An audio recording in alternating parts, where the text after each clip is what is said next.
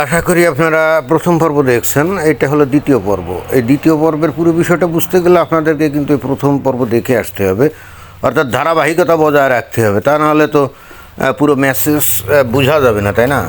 প্রথমে পার্সিয়ান সভ্যতা আক্রমণ করে দখল করে এবং পার্সিয়ান সভ্যতাকে পুরা একেবারে ডেস্ট্রয় করে দেয়, এবং পরবর্তীতে যে ঘটনা ঘটে সেটা তো আমরা আজকে দেখি, তাই না? এই যে ইসলামিক রেজিম সেখানে ক্ষমতায়, আপনি দেখবেন যে এই তখন সেই আজকে থেকে মনে করেন সে 1200-1300 বছর আগে এরা দল বেঁধে এই মুসলমানরা কী করলো, আফ্রিকা দখল করে ফেললো, আফ্রিকা পাড়ি দিয়ে জিব্রাল্টার পাড়ি দিয়ে ওরা স্পেন দখল করে ফেললো, আবার এদিকে ওই তুরস্ক দখল করে ফেললো। তুরস্ক তখন এটা ছিল কি বাইজান্টাইন সাম্রাজ্য, তাই না? অবশ্য এটা আরও অনেক পরের ব্যাপার। যাই হোক, এরা কিন্তু ইউরোপ দখল করার জন্য প্রচণ্ড গতিতে ছুটলো, এবং এদেরকে থামানোর জন্য সর্বপ্রথমে এরা গিয়ে ওই যে খ্রিস্টানদের যে পবিত্র জায়গা জেরুজালেম দখল করলো। জেরুজালেম দখল করার পরই এই খ্রিস্টানদের টনক নড়ে। জেরুজালেম দখল করে তারপরে এরা ইউরোপ দখল করার দিকে ধাবিত হলো। তখন খ্রিস্টানদের টনক নড়ে। তখন কিন্তু আবার এই যে পোপ, ভ্যাটিকানের পোপের ডাকে, হ্যাঁ, তখন তার একটা গঠনমূলক ভূমিকা ছিল। এই ভ্যাটিকানের পোপের ডাকে ইউরোপের বিভিন্ন দেশ তারা একটা বাহিনী গঠন করে, এবং যে বাহিনীটার নাম দেয় তারা ক্রুসেডার। এইবার তারা ইউরোপকে এবং খ্রিস্টিয়ানিটিকে রক্ষা করার জন্য মুসলমানদের বিরুদ্ধে যুদ্ধ শুরু করে, এবং সেই যুদ্ধগুলোকেই বলা হয় কি ক্রুসেড। ওই ক্রুসেডটা তখন করছিল বলেই ইউরোপ কিন্তু মুসলমানদের দখলে যায় নাই। যদি সেটা হতো তাহলে ওই ইউরোপে কিন্তু ওই রেনেসাও হতো না, শিল্প বিপ্লবও হতো না, গোটা মানব সভ্যতা কিন্তু এখনও মধ্যযুগেই পড়ে থাকতো। ওই খ্রিস্টিয়ানরা তাদের খ্রিস্টিয়ানিটির ভিত্তিতে ক্রুসেড করেছিল, ইউরোপকে রক্ষা করেছিল বলেই কিন্তু আজকে আমরা এই সভ্য জগতের এই অবস্থায় আছি। আদারওয়াইজ আমরা কিন্তু মধ্যযুগে পড়ে থাকতাম। এটা কিন্তু মাথায় রাখতে হবে অলওয়েজ। তো যাই হোক, ওই মধ্যযুগে মুসলমানরা যখন ইউরোপ দখল করতে পারলো না, তখন কিন্তু তারা আস্তে আস্তে আস্তে আস্তে তারা টেকনিক চেঞ্জ করে, কারণ তারা দেখতে পায় যে ওই ইউরোপীয়রা অস্ত্রপাতি, বিজ্ঞান, টেকনোলজির দিক দিয়ে এমন অ্যাডভান্স হয়ে গেছে যাদের এগেনস্টে মুসলমানরা আর জিহাদ টিহাদ করে কোনো সুবিধা করতে পারবে না। তখন তারা এসে ভিন্ন প্ল্যান তারা কার্যকর করা শুরু করে। সেটা হলো নিজেদের দেশে গণ্ডগোল গ্যাঞ্জাম পাকিয়ে তারপর দল বেঁধে তারা এই পশ্চিম ইউরোপীয় দেশগুলোতে তারা রিফিউজি হিসেবে ঢুকবে। আর ওদিকে উন্নত ইউরোপ এতদিন মানবতার কাণ্ডারি সেজে, হিউম্যান রাইটসের কাণ্ডারি সেজে তারা অকাতরে এদেরকে মানবতার নামে আশ্রয় দেয়। এরা যে মুসলমান, এরা যে একসময় এই ইউরোপ দখল করার ধান্দায় গেছিলো, এগুলো তারা ভুলে যায়। এদেরকে মানুষ হিসেবে আশ্রয় দেয়। এদিক দিয়ে অবশ্য ঠিকই আছে, মানুষ হিসেবেই তো এদেরকে আশ্রয় দিতে হবে, তাই না? কিন্তু মুশকিলটা হচ্ছে, মানুষ হিসেবে আশ্রয় দেওয়ার পর এরা যে আইডিওলজি মাথার মধ্যে করে নিয়ে গেছে, সেগুলো তো এরা দূর করার কোনো পদক্ষেপ নেয় নাই। ওখানে যাওয়ার পর ইসলাম যে একটা রাজনৈতিক আদর্শ, এই রকম স্বীকৃতি না দিয়ে ধর্মীয় আদর্শ হিসেবে রেখে দিয়ে এই যারা রিফিউজি হিসেবে এই ইউরোপে ঢুকছে, তারা তো ওই যে ধর্মের স্বাধীনতার নামে তারা বস্তুত ইসলাম চর্চা করছে, অর্থাৎ তারা রাজনীতি করছে। ঘটনা এই, উদ্দেশ্য একটাই, যে এইবার উইপোকা হয়ে ঢুকে ভিতর থেকে এবার ইউরোপ দখল করে ইউরোপ ধ্বংস করে দিতে হবে। হ্যাঁ, টেকনিক এটাই। এবং একবার দেখলাম যে এই যে খ্রিস্টানরা যে ভয়ঙ্কর অপরাধ করছে, এটা বলতে গিয়ে ওই আমেরিকার প্রেসিডেন্ট বারাক ওবামা তো আপনারা চিনেন, হে বলতেছে কি, খ্রিস্টানরাও তো ধর্মের নামে মারামারি কাটাকাটি করছিল ক্রুসেডের নামে, মানে ক্রুসেডের নাম দিয়ে তারাও তো এই কাজ করছিল। আমি আশ্চর্য হয়ে গেছিলাম, এই বারাক ওবামা এই লোকটারে আমেরিকাতে আবার প্রেসিডেন্ট বানাইছিল। এ জানে না যে মুসলমানরা দখল করতে যাচ্ছিল ইউরোপ, তাদেরকে থামানোর জন্য এই খ্রিস্টানরা ধর্মের ভিত্তিতে ঐক্যবদ্ধ হয়েছিল। আর সেই সময় ধর্মের ভিত্তি ছাড়া অন্য কোনো কিছুতে তো ঐক্যবদ্ধ হওয়া যেত না। তখন গোটা পৃথিবীতে যে কোনো সাম্রাজ্য বা যে কোনো দেশ বস্তুত তখন কি রাজতান্ত্রিক সমাজ ছিল, তাই না? গণতন্ত্র কিছু ছিল না। মানুষজন ঐক্যবদ্ধ হতো তো তখন ধর্মের ভিত্তিতে। এটা তো আধুনিক যুগের বিষয় না। তো খ্রিস্টান ধর্মেও এবং খ্রিস্টানকে রক্ষা করার জন্যে ওরা ঐক্যবদ্ধ হয়ে তা মুসলমানদের বিরুদ্ধে যুদ্ধ করেছিল, যেটা নাকি ক্রুসেড। এটা ছিল খ্রিস্টানদের কাছে আত্মরক্ষার যুদ্ধ। তো সেইটাকে বারাক ওবামা বলতেছে, কেন খ্রিস্টানরাও তো ধর্মের নামে মারামারি কাটাকাটি করছে। আর এই ইডিয়টকে আমেরিকাতে বানাইছে কি প্রেসিডেন্ট, চিন্তা করে দেখছেন?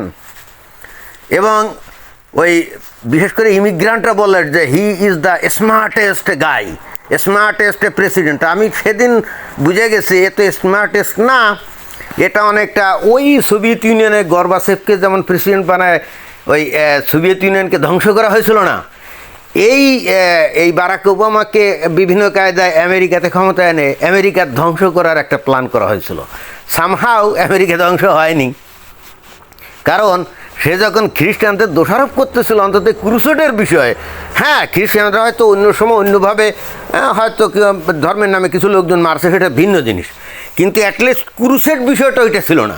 ক্রুসেড ছিল খ্রিস্টানদের আত্মরক্ষার যুদ্ধ, যেটা নাকি বর্তমানে ওই হামাস হতে এবং ইরানিদের হাত থেকে এই ইসরায়েল যেটা বর্তমানে করছে, যে আত্মরক্ষার জন্যে যেভাবে তারা করছে, তাই না?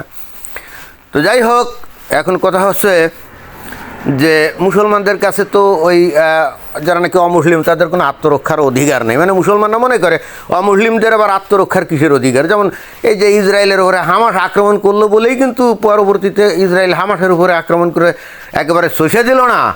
এখন কিন্তু সব দোষ ইসরায়েলের, কারণ মুসলমানদের দাবি হলো ইসরায়েলের আবার আত্মরক্ষার অধিকার কিসের, তারা পাল্টা আক্রমণ কেন করবে? তো এই হলো অবস্থা। তো এই বিশপ যে স্নেইডার বলছে, অতঃপর দেখেন যে এই মুসলমানরা আধুনিক যুগে এসে আমরা কি দেখি, এই যে ইরাক, সিরিয়া, লিবিয়া, আফগানিস্তান, প্রত্যেকটা দেশে ওরা দোষ দেয় অন্য দেশের যে তাদের দেশে গণ্ডগোল গ্যাঞ্জাম তা অন্যেরা করছে। জি না, ওরা নিজেরাই করছে, ওরা নিজেরাই করছে। ওরা গণ্ডগোল গ্যাঞ্জাম যখন করছে তখন ওই সুযোগে হয়তো আমেরিকা ঢুকছে, হয়তো রাশিয়া ঢুকছে, হয়তো পাকিস্তান ঢুকছে, হয়তো অন্য ন্যাটোভুক্ত দেশ ঢুকছে, এরকম। কিন্তু গণ্ডগোল গ্যাঞ্জাম কিন্তু ওরা নিজেরাই করছে, নিজেরা করে নিজেরা গ্যাঞ্জাম ফ্যাসাদ তৈরি করে এমন একটা পরিস্থিতি তৈরি করছে। তারপরে তারা দলে দলে গিয়ে এই পশ্চিম ইউরোপীয় দেশগুলোতে ঢুকছে। উদ্দেশ্য কিন্তু ওই এমন না যে রিফিউজি, তারা আসলে রিফিউজি না। তা যদি হতো, দেখেন আইএসের তাড়া খেয়ে নাকি সিরিয়া থেকে লক্ষ লক্ষ লোক জার্মানিতে গেছিলো, রাইট? যদি আইএসের তাড়া খেয়ে এবং আইএসের আদর্শের সাথে যদি তাদের অমিল হওয়ার কারণে যদি তারা গিয়ে থাকে, তাহলে নিশ্চয়ই জার্মানিতে গিয়ে তারা কি হবে? উদার হবে, গণতান্ত্রিক হবে, তাই না? ধর্মনিরপেক্ষ হবে না? তা কিন্তু হয় নাই। যখন ওদেরকে বৈধতা দেওয়া হয়েছে, যখন ওদেরকে থাকতে দেওয়া হয়েছে, কিছুকাল পরই ওরা কিন্তু জার্মানিতে রাস্তায় নেমে এবার শরিয়া শাসন কায়েম করতে চায়। চিন্তা করে দেখছেন, তাহলে আইএসের সাথে ওদের কি কোনো তফাৎ আছে? তাহলে ওরা যখন ওই জার্মানিতে ঢুকছিল, মানে ইউরোপে ঢুকছিল, তখন তারা কি জাস্ট রিফিউজির ভান করে ঢুকছিল না? এবং তাদের লক্ষ্য উদ্দেশ্য কী ছিল? ইউরোপ দখল করা, তাই না? ইউরোপ দখল করা, ইউরোপের সভ্যতা ধ্বংস করা, ইউরোপের কালচার ধ্বংস করা। আপনারা একটা জিনিস খেয়াল করবেন, ইতিহাসের পাতায় আপনারা যদি মুসলমানদের যে ইতিহাস আছে, তাই না, এগুলো যদি আপনারা দেখেন, তাহলে দেখবেন যে এদের ধ্বংস করার ইতিহাস ছাড়া এদের গড়ে তোলার কোনো ইতিহাস নেই। এরা যেখানে গেছে খালি ধ্বংস করছে, কিন্তু কোনো দিন গড়ে তোলার মানে আসলে গড়ে তোলার কোনো উপাদান এদের নাই এবং থাকার কথাও না। এই জগতের প্রতি যদি ভালোবাসা থাকে, ইহজগতের প্রতি যদি ভালোবাসা থাকে, অর্থাৎ আপনার জীবন দর্শন যদি হয় যে ইহজগৎকে আপনি সুন্দরভাবে গড়ে তুলবেন, তাহলে আপনি কিছু গড়তে পারবেন। কিন্তু ইসলামের দর্শন কি?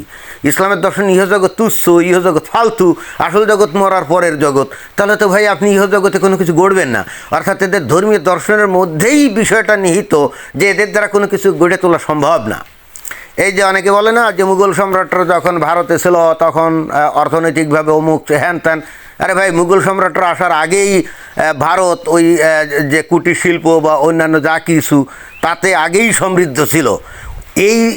এইটাই এসে এই মুঘলরা এসে দখল নিয়েছিল। তো অর্থাৎ কৃতিত্ব তো এখানে মুঘলদের না। আর অন্যদিকে ওই যে আব্বাসীয় খিলাফতের আমলে ওখানে কিছু জ্ঞানগুণের প্রসার ঘটছিল না? তো ওর জন্য কি মুসলমানরা মানে মুসলমানদের বা ইসলামের কোনো কৃতিত্ব আছে নাকি? জি না, ওরা ওই ইউরোপের থেকে সেই 2500 বছর আগেকার অ্যারিস্টটল, প্লেটোর যত জ্ঞান বিদ্যা ভাণ্ডার, দার্শনিক বই, এইগুলো সব এনে ওখানে এনে উর্দু এবং আরবিতে অনুবাদ করে সেইগুলোরই চর্চা করে। যে ইবনে সিনা বলেন, সে কোথা থেকে তার মেডিসিন জ্ঞানবিদ্যা অর্জন করতো? ওই সেই গ্রিক সভ্যতার যে যারা নাকি চিকিৎসা করতো সেইগুলো। তারপরে যে আবরুসদ, যার নাম খুব বিখ্যাত দার্শনিক হিসাবে, তাই না, তার পুরো দর্শন তত্ত্বের ভিত্তিটাই ছিল প্লেটোর দর্শন। এখন মুসলমানরা যদি বলে যে এরা সব ইসলামের ভিত্তিতে এগুলো করেছিল, কমপ্লিটলি ভুয়া। বরং এরা ওই গ্রিক ফিলোসফির উপরে ভিত্তি করে এরা যখন এইগুলো করতেছিল না, তখন ইমাম গাজ্জালি নামে এক বিশাল মৌলবীর আবির্ভাব ঘটে। এবং যারা যারা নাকি ওই জ্ঞান বিজ্ঞান নিয়ে গবেষণা করতেছিল, তারা আস্তে আস্তে বুঝতে পারতেছিল যে কোরআন যে ভাষায় লেখা, যেভাবে লেখা, আর ওতে যা যা লেখা, এগুলোতে কেমন অযৌক্তিক, অবান্তর, অবাস্তব। তখন ওরা সন্দেহ পোষণ করতো, আর সন্দেহ পোষণ করার সাথে সাথে তাদেরকে নাস্তিক, মুরতাদ হিসাবে তাদেরকে ঘোষণা দেওয়া হতো। এবং এরপরে ইমাম গাজ্জালির আবির্ভাব ঘটে এবং সে বলে এই সব বাদ, এইসব গ্রিক দর্শন ফর্শনের সব বাদ, আবার আমাদেরকে ইসলামে ফেরত যেতে হবে। এবং যখন ইসলামে ফেরত যায় না, তখন আবার এরা অন্ধকার যুগে ঢুকে যায়। অর্থাৎ মুদ্রা কথা হচ্ছে ওই আব্বাসীয় খিলাফতের সময় বাগদাদ কেন্দ্রিক ওই যে বলে না যে মুসলমানরা একটা দুর্দান্ত সভ্যতা গড়ে তুলছিল, এটা হলো কমপ্লিটলি একটা বোগাস কথা। এটা হলো কমপ্লিটলি একটা বোগাস কথা। এইটার ভিত্তি ছিল ওই গ্রিক দর্শন, আর কিচ্ছু না। অর্থাৎ মুসলমানরা নিজেরা কিছুই করতে পারেনি। এবং আপনারা দেখেন এই বিশ্বের ইতিহাসে মুসলমানরা এমন কোনো উন্নত সভ্যতা গড়ে তুলতে পারে নাই, এমন কোনো সুন্দর আদর্শবান সমাজ গড়ে তুলতে পারে নাই যেখানে খোদ মুসলমানরাই থাকতে চায়। এই যে বাংলাদেশ বলেন, পাকিস্তান বলেন, তারপরে আরও অন্যান্য আফ্রিকার বিভিন্ন দেশে মুসলমানরা আছে না, আপনারা দেখছেন কোনো মুসলিম দেশেরা যে থাকতে চায়, কারণ মুসলমানরা ওই ধরনের কোনো দেশ তৈরি করতে পারে নাই যেখানে সুন্দরভাবে থাকা যায়। বোঝা গেছে? ধন্যবাদ।